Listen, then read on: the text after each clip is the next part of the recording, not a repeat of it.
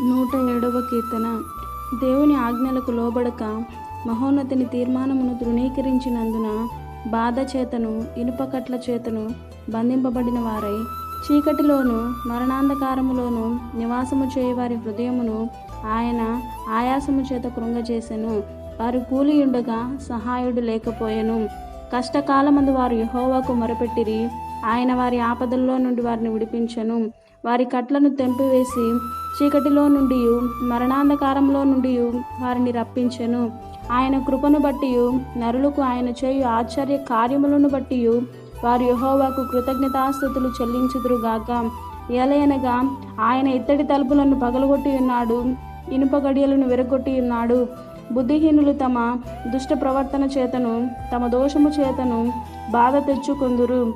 భోజన పదార్థములన్నీ వారి ప్రాణమునకు అసహ్యమగును. వారు మరణద్వారములను సమీపించుదురు. కష్టకాలమందు వారు యెహోవాకు మొరపెట్టిరి. ఆయన వారి ఆపదల్లో నుండి వారిని విడిపించెను. ఆయన తన వాక్కును పంపి వారిని బాగు చేసెను. ఆయన వారు పడిన గుంటలో నుండి వారిని విడిపించెను.